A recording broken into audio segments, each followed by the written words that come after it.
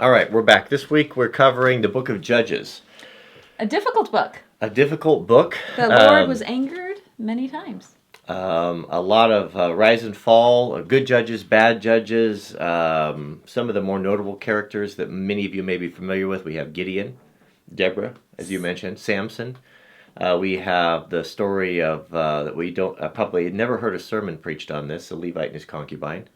And then ultimately, what took place there resulted in a civil war of the 11 tribes fighting against the tribe of Benjamin. Right. And an interesting story of how they procured wives for the remaining men.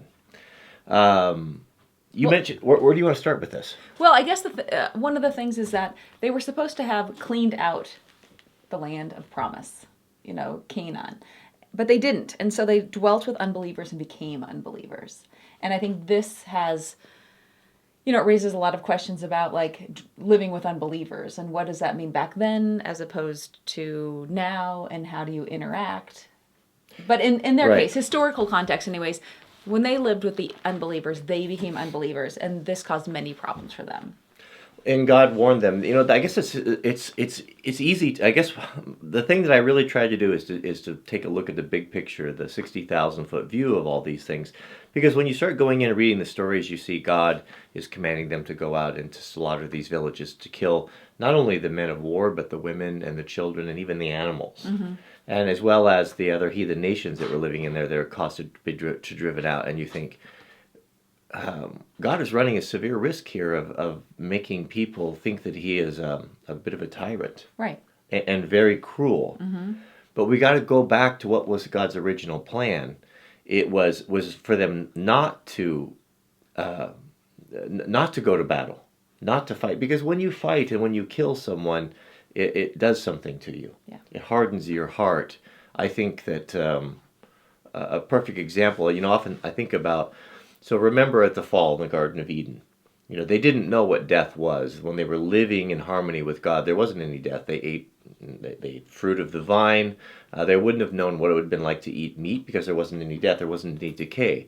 And then when sin came, or they separated themselves from God, that's when the animal sacrifices started. And I like to imagine, what it would have been like when God said, set this system up and said, you need to understand that what I told you was true.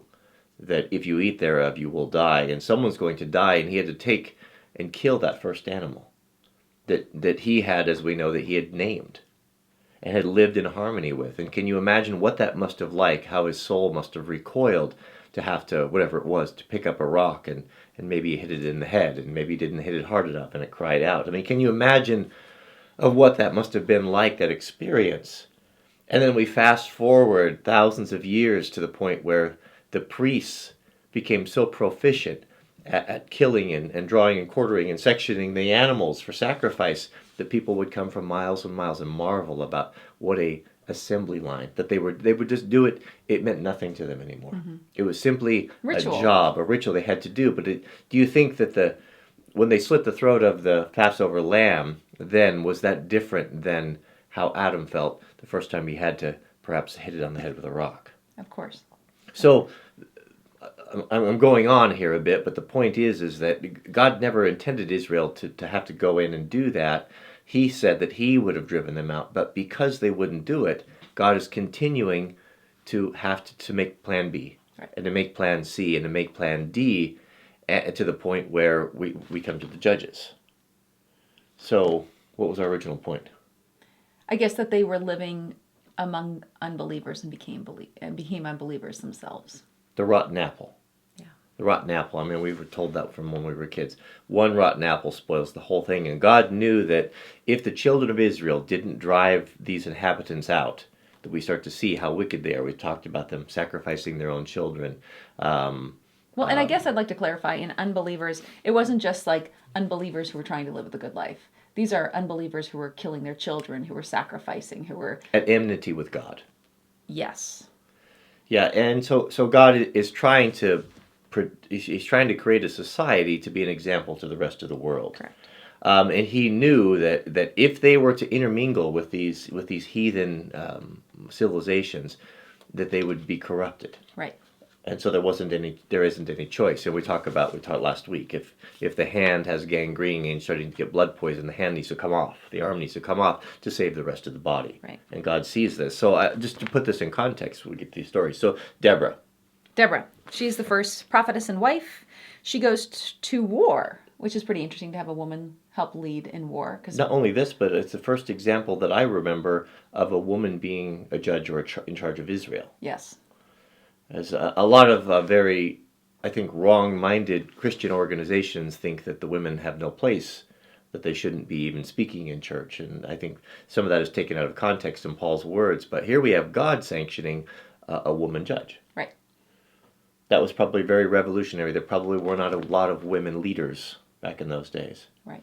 So what happens in the story? Well, so she goes to war against Sisera with Barak. Barak needed a little bit of bolstering, and so she went along to give him some moral support and judgment. And while there, Sisera manages to escape. And Jael is the wife, and she hides him. Come in here. So you want water? I will give you milk. He's fleeing. He's on foot, and the army is hot on his heels, as the King James puts it. And he thinks he's found a sanctuary. He thinks that she is with his team. Right. But instead, when he falls asleep, she takes a tent peg and drives it through his head. Through his temple. Yeah. Into the ground. Into the ground. It says. So, what does this tell us about the character of God? Was this ordered? Does he make any mention of this? Does he come down and say? He does not say good job. Well done. No, but he just says do not fear is kind of said a lot in that area. I don't know. I don't know what to make of this whole story. It's just what happened. Right. I think perhaps because it's talked about with Deborah, and then Deborah afterwards has a song and talks about this wife and how she did this. I guess there's just a lot of, perhaps it was back to what you were saying about strong women. Mm-hmm. And so for me, in these two chapters, it does talk about the place of women. You need to be strong too. You are part of the process.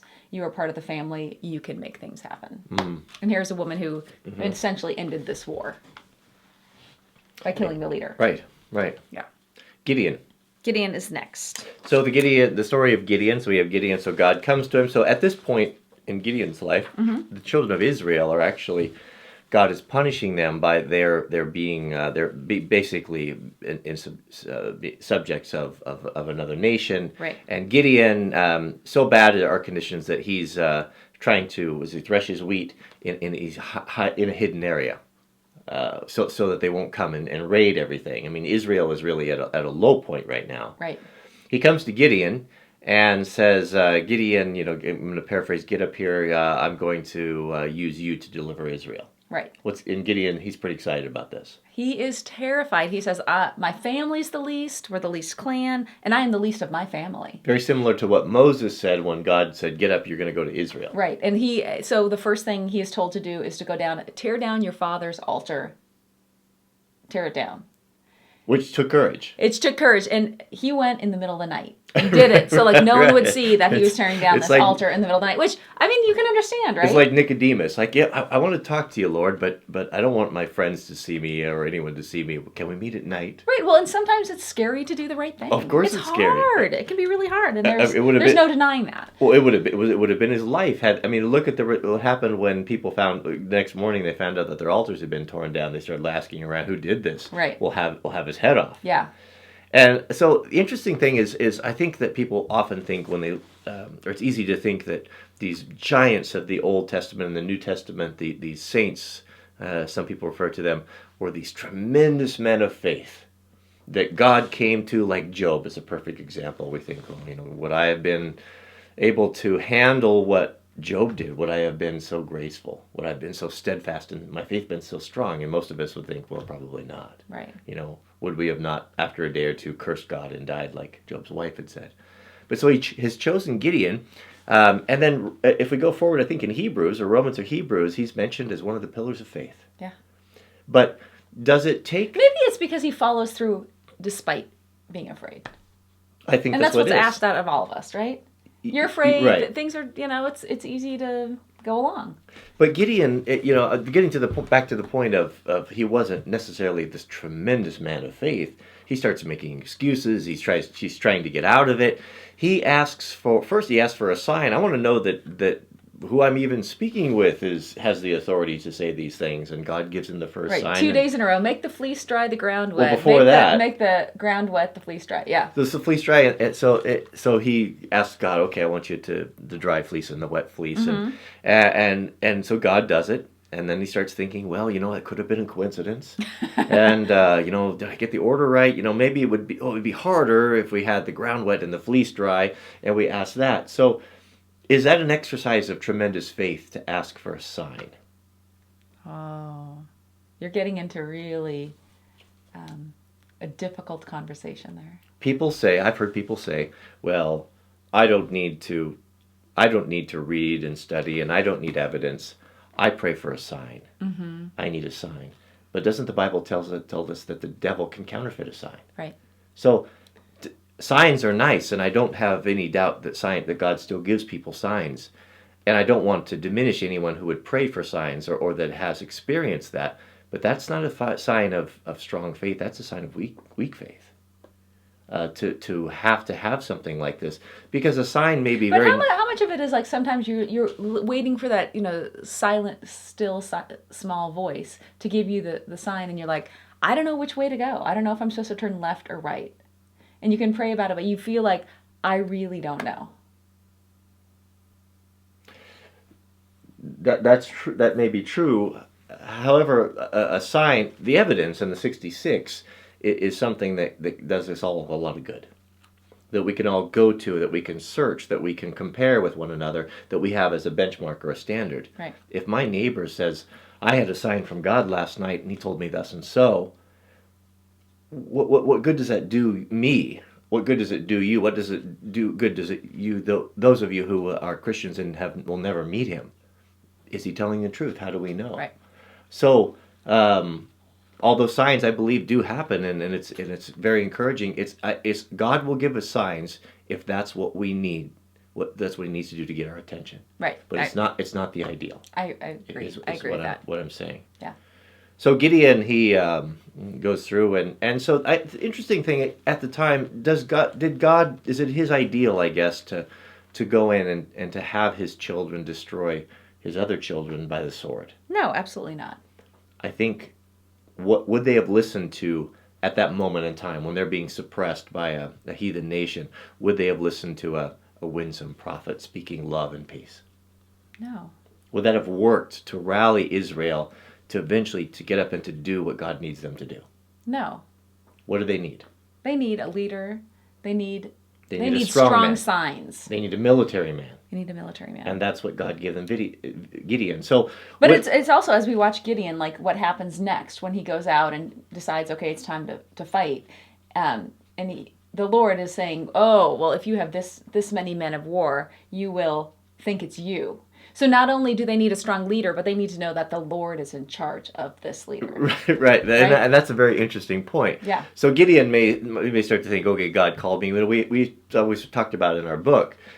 Thank you, God, for the idea. I'll take it from here. Right. Gideon starts seeing this tremendous army forming around him. Would it not start to elevate your confidence a little bit? Yeah. And start thinking, I delivered Israel. I did this. And God is He's not having that. He's not having that. And maybe he saw something in Gideon's personality. I mean, he chose a man that had the ability to lead men into battle, a military man. Mm-hmm. Maybe Gideon had those tendencies to want to assume credit. And so God made sure, just like it's similar to the manna, he's going to give them manna because you're going to see for 40 years it is I that provides for you. Yeah. And he goes and whittles his army down to the point where anyone that was knew anything would know that they would never be able to do anything with this small army. Mm-hmm. Heart racer. So there's 22,000 men. It said whoever is fearful does not need to fight, so you can leave. So some of the guys say, yeah, I'm pretty scared to go up against these Midianites. They're big. I'm taking off. So 22,000 are left that say, I'm willing to go to war. Okay. And then the Lord says, oh, this is still too many. Right. So he says, have all your men go ahead and get a drink. So some lie down on their bellies to drink, some get down on their knees, some scoop the water up. So I'm trying to work back around here to what does this say about the character of God? It's easy to focus on the story, Yeah.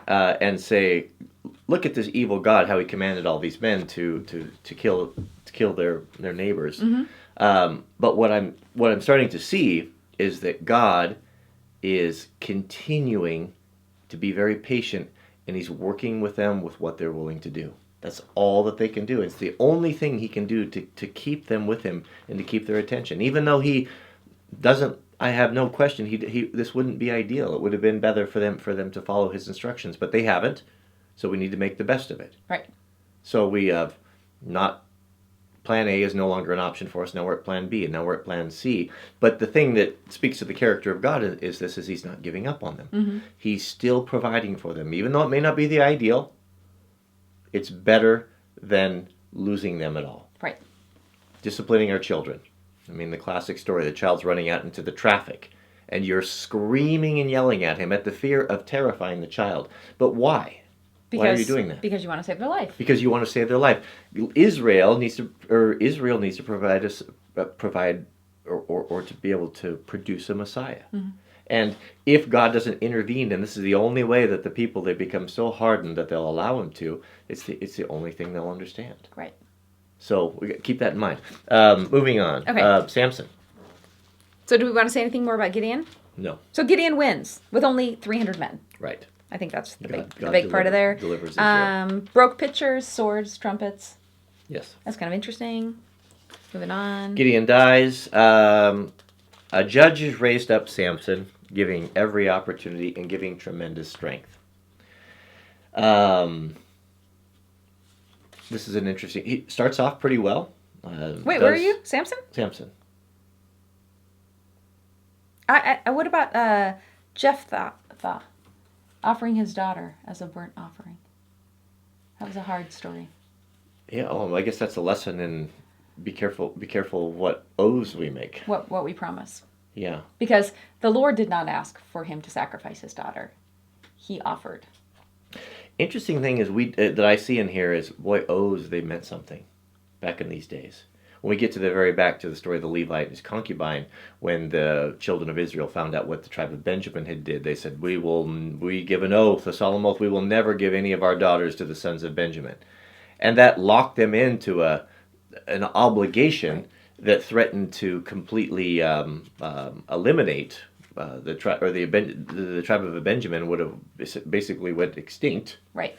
Because of this oath, and then they had a very creative workaround on this. Yeah, they could put themselves in very impossible situations oftentimes. But what does that tell us about, they obviously, even in their sinful state, they understood, they knew God well enough that when an oath was made, that was something that was ironclad. Right. That was something that was not to be broken. Mm-hmm. If nothing else, they got that. What does that say about God? That they could count on God. That they knew that a promise was a promise was a promise was a promise. A promise is important to him. Right. And so when he tells us something, and when he says that I will never leave you nor forsake you, I will be with you always unto the end of the earth, is that just idle talk? I don't think so. Why do we forget it so quickly? Why do we feel that we've been abandoned and cry out to God and think that our prayers aren't being heard, when we can flip to here and say, well, God said this, and he takes oaths seriously, and he's not like a man that he should lie. Why do we have such a hard time taking that as fact and moving on, knowing that God is with us and we shouldn't be afraid? Because sometimes we don't feel those promises.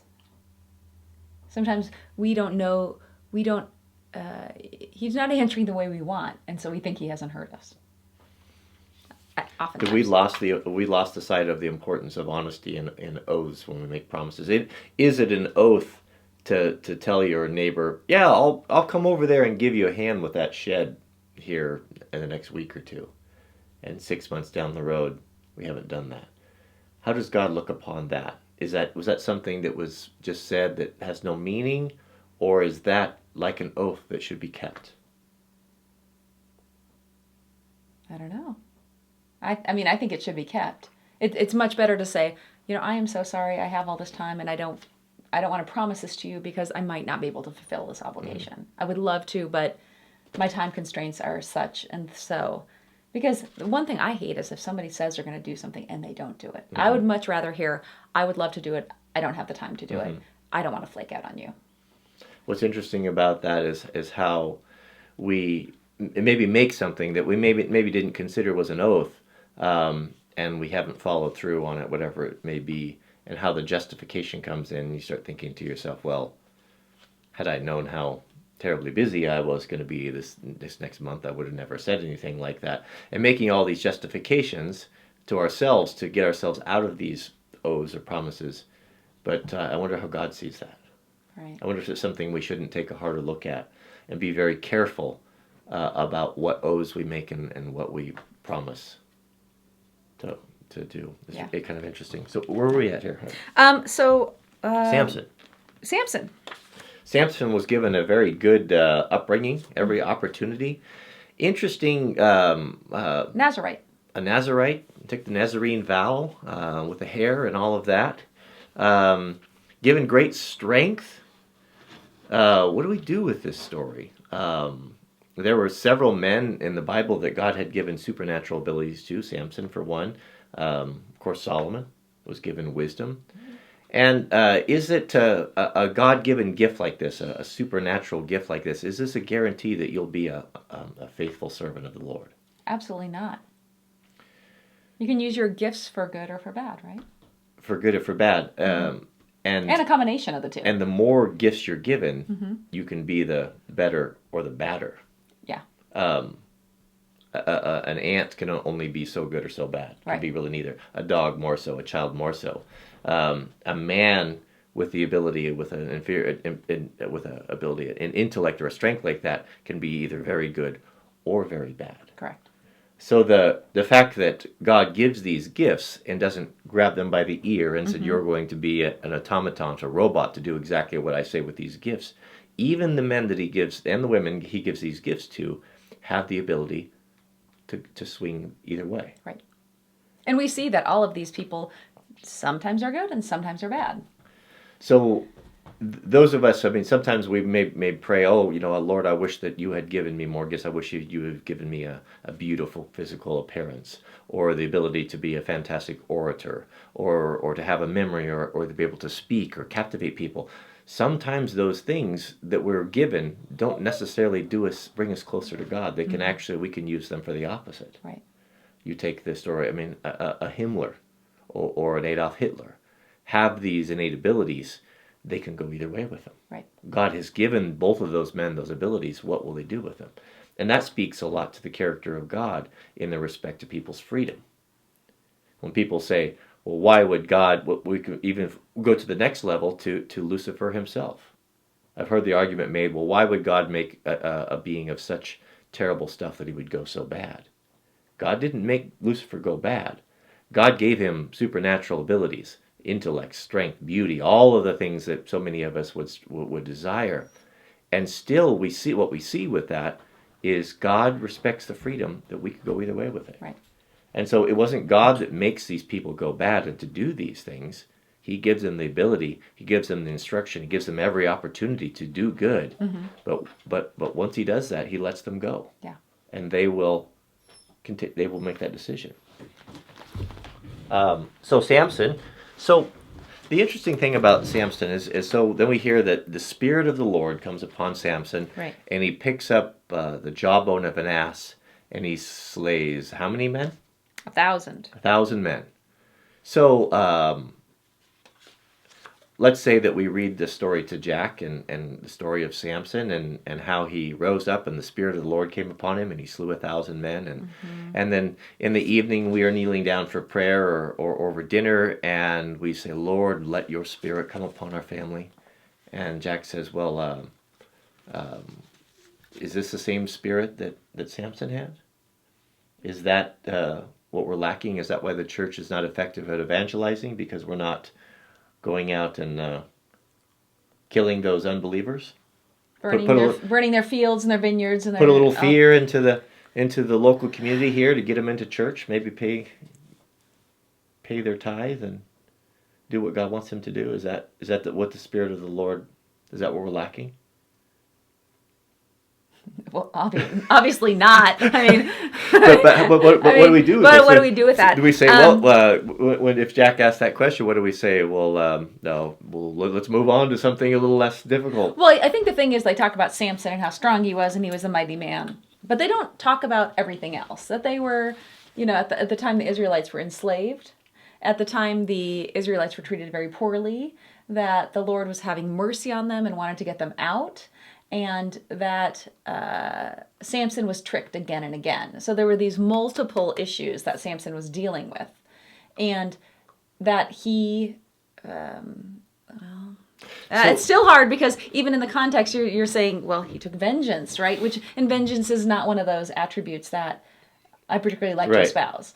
Well, the Spirit of the Lord came on God. God gave him all of these tools, all these abilities, and Samson could have used them to deliver Israel, but it helped him to stay up and carouse all night, to chase women, to get drunk. When you have those abilities, you can party, and Samson did. And to close with Samson, the interesting thing is how what I got from this was how dangerous it is to play with sin. So you may be living a whole life and keeping your house pure and avoiding the things that may be a trap to you, but he starts making comment was it Delilah? Uh-huh. Delilah is saying, "Oh, you don't love me. Tell me where your strength comes from." And he starts by playing around and joking around and giving her little hints, but he's not going to. But she keeps at him, and he keeps getting closer and closer to the source. Right. So first it was like the bowstrings, then it was the new ropes, then it was the hair weaving into the loom.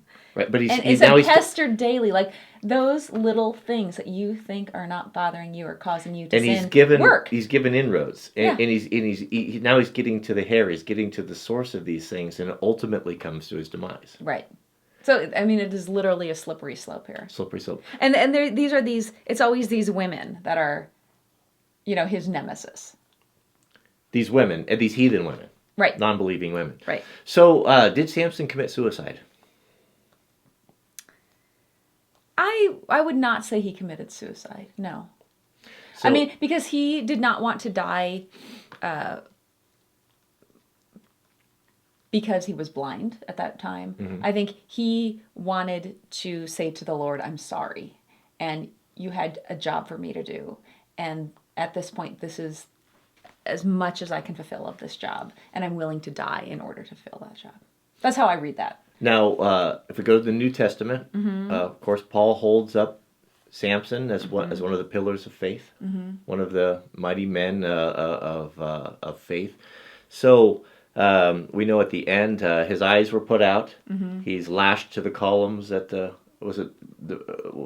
Philistines or not the Philistines, he was in Gaza. In Israel's enemy, however. And prays one last time for his strength back. God's Spirit comes on him and he pulls the whole building down, taking around basically the Lord's leadership of the 3,000 people, I think it was. Of the enemy. Yeah. That's not suicide. No, I don't think it is. I think, he had known since before birth because the angel had been there and spoken to his parents, and he knew that he was a Nazarite. His hair was not to be shorn. He had these special abilities. He knew. And despite all the things he did wrong, he always knew that the Lord was in charge of him. And he didn't cut his hair, and he didn't do these things because, to some degree, he was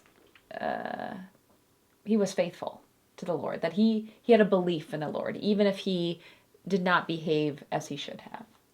I agree with that, and I also see a parallel between the last days of Samson and the last days of Solomon. And getting back to what do these stories say about the character of God, is that I think it's easy for us to think that if we live a life that maybe we knew God when we were younger and we've turned away, and in our advanced years and our final years, we go back to Him and people think I've went too far. I've done too much. I've committed too many sins. I've walked too far away from God to return. Mm-hmm. And both of these men could have said the same thing, right. Solomon as well as Samson. But here we have, in his last day, after all the wickedness that he had done, after how he had squandered all of the wonderful opportunities and gifts that God had given him, God comes to him and helps him in his final hour and honors him by holding him up as a pillar of faith. because he came back to him at the last moment. Right. And the same thing with Solomon. Solomon, after he terrible things, Right. sacrificed his own children, manner of trouble, ruin upon Israel. Did God say, "Well, Samson, Solomon, I worked with you for a long time. There's nothing I can do. You go sit in the back of the church, or maybe you're not even. Maybe you sit out on the steps outside." No, he honored him to the point where when finally in his old age, a foolish old king as he called himself, he honored him by writing another book in the Bible. Yeah. So what a loving God to do that. To have given someone, can you imagine giving someone something really special and they squandered it? And then they come back to you broken and empty. Would you be so generous? It's hard. It's hard to forgive. Are we generous to someone who has fallen, a minister in the church? Are we willing to bring him back, put him back on the pulpit before the congregation? Or as Graham puts it, does he become a back pew man? I think it depends on if they're heartfelt, if they're really sorry for what they've done.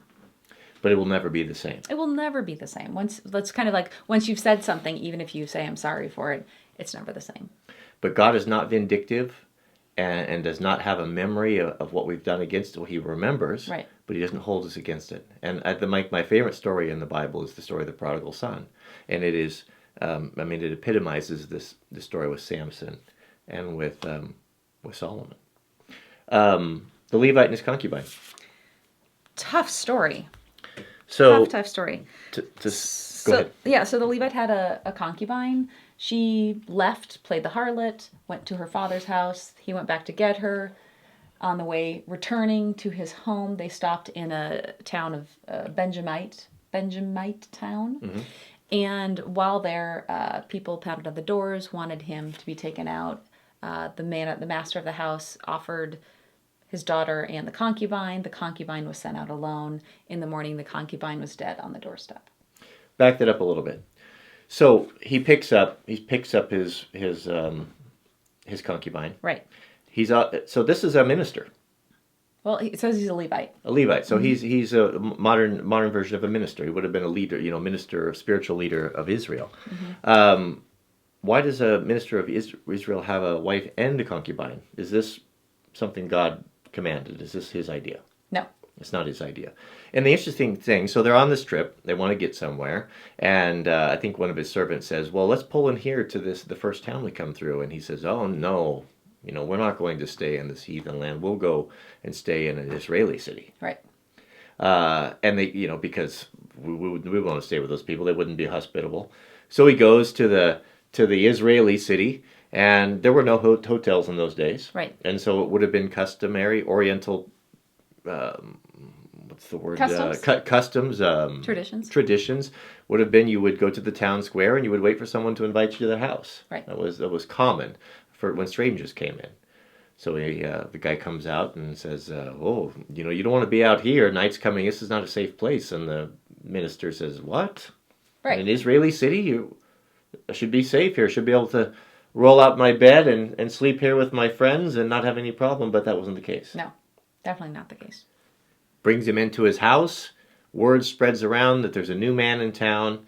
The men, the Benjamites of that city, gather around, circle the house, beat on the door, and says, "Send this new man out. We want to have Right. relations with him." Exactly. So the owner of the house pleads with him, "Oh, you don't want to do this. He is my guest. I have an obligation to look after him. I'll tell you what, if you leave him alone, I'll send you out my 2 virgin daughters." One virgin daughter and concubine. One virgin daughter and the concubine. It sounds just like Lot, doesn't it? Yeah, and this time this appeases them, and so they Only the concubine sent out. they take the concubine, Uh-huh. and they of course abuse her all night long. Right. And then we know at the end of that, the sun is coming up. They let her loose. She finds her way back to the house and dies with her hands on the threshold of the door. Mm-hmm. What does this say about the minister of God, God's minister, God's leadership? What type of a guy is this? He probably got up early and had a nice breakfast, probably said his prayers, and he opens up the door and says, "Up with you." Or the King James says, "Get up," or "up." What type of a man is this? I can't even utter how despicable he is in my mind. What do you think was going on in heaven watching this scene? We all know that all of us have guardian angels. What do you think God's guardian angel was saying? Can I go in now? 2 o'clock, 3 o'clock, 4 o'clock. Could I do something? God says no. No. No. Why is 3 chapters of the Bible dedicated to this story?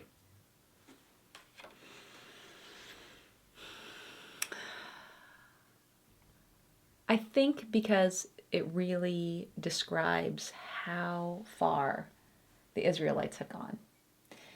And it describes how far this man had gone. And although it doesn't say it, when he goes home and he cuts the concubine up and sends a part of the body to all of these tribes, the 12 tribes, you presume that there is a note along with it. Otherwise, they would not have assembled later. So here is what has happened. This is too much. So I perhaps there has been repentance on his part, that there has been some type of, he has realized this has gone too far.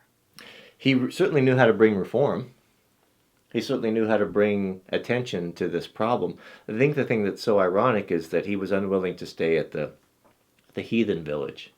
We don't know much about it. But would this have happened? We don't know. Could it have been any worse? Yeah. Probably not. So this is how far Israel had fallen. So when we see God taking drastic measures in these Book of the Judges, and it starts to look like God is running a great risk of making himself look very bad, we get this insight of what was taking place at the time. Mm-hmm.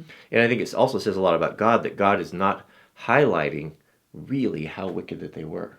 You have to really get in and study, and you start to see stories like this start to shed a little bit of light on how far these people have fallen. Right. God's chosen people that were made to be set to be an example to the world. Well, and the fact that they are the ones who keep coming and saying, these people are so bad, Lord, help us now. And this is what they're behaving. This is the better behavior. Right. So the Levite cuts his concubine into 12 pieces, we assume attaching a note, telling everyone what the tribe of Benjamin has done. And they're incensed. Right. They come together for a council. And, of course, this is when they make the vow, we will not let any of our children. And so they bring an army together, and they go up against the children of Benjamin, and they get defeated. Right. 3 times. Two times. Third time they win. 2 times. Right. And each time going up and lamenting to God. And finally God says, okay, well, I'll deliver you. So why were they, if they were doing the right thing, if they were on the side of God, they were going to seek justice? But they hadn't, it seemed as though they didn't actually ask the Lord for some help until the 3rd time. Right. There were no sacrifices, like peace offerings. There was no, Lord, what's going on here? What do you want us to do? They went up on their own. They went up on their own. We're gonna do the right thing, and they were defeated. Well, and we don't know that the Lord wanted them to defeat the Benjamites. He maybe wanted them to go in and talk to them. I don't know. I mean, who knows what he wanted, but they had made the decision, we're going to go up and defeat them. And there's 12 tribes, and I don't think the Lord wanted one of the tribes to be cut off completely. And yet that's essentially what they did. God is silent on this. The only thing that he says is that, all right, I'll show you what to do. I'll deliver them into your hands, and we're going to have some man lying in wait in the bushes there, and you come up a 3rd time and run away like you have the first 2 times, and then you come in behind them, and I'm going to give you this strategy that you can overcome them. So they destroy, what was it, over 20,000 of the men that carried the sword, it said. And, only 600 left. And all of the women, and all of the children. These are their own brothers. This is the first civil war, basically, in the Bible. But 400 of these men take the hill and they escape, the Benjamites. 600. 600. Yeah. Sorry, I'm not good with the numbers. Right. And so after all of the dust settles and the children of Israel start thinking about this, like this is a bad thing. We can't lose one of our tribes. Right.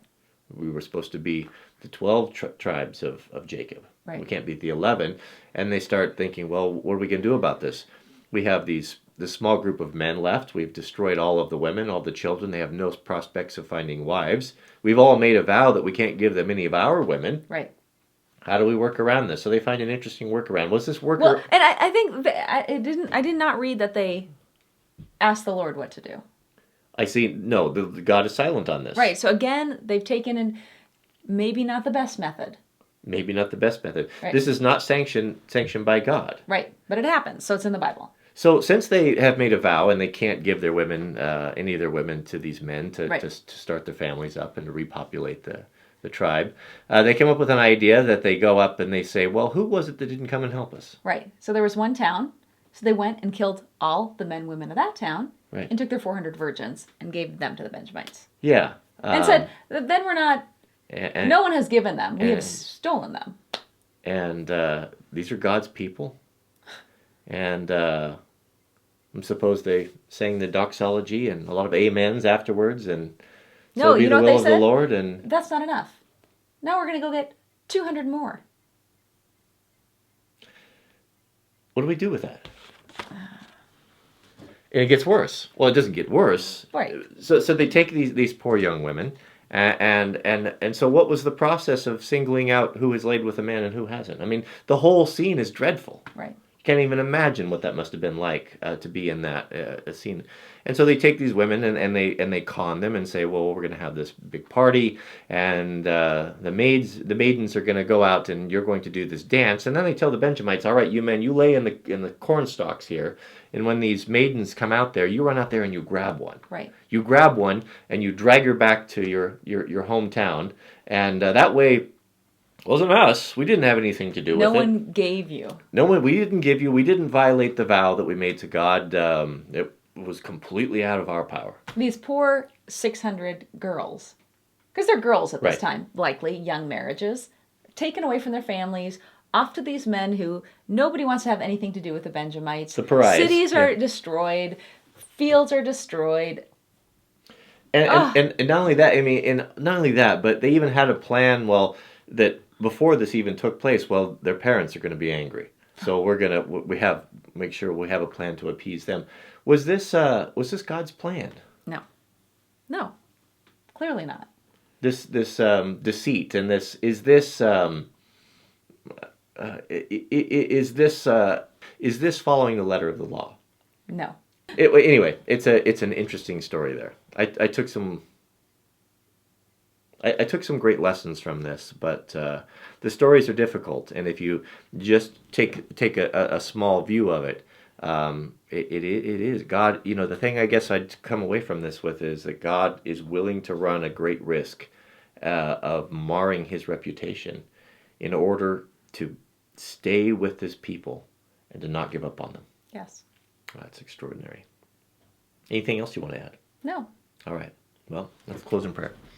Dear Father, we thank you for this opportunity to come and to share these stories. I pray you be with all those folks that are in attendance, and let your peace and blessings be upon them. Help us to understand these difficult stories, and help us to continue to read on and to see what your true character is like. We thank you for this opportunity, and we ask that you be with my family as well as all those in attendance. In Jesus' name, amen.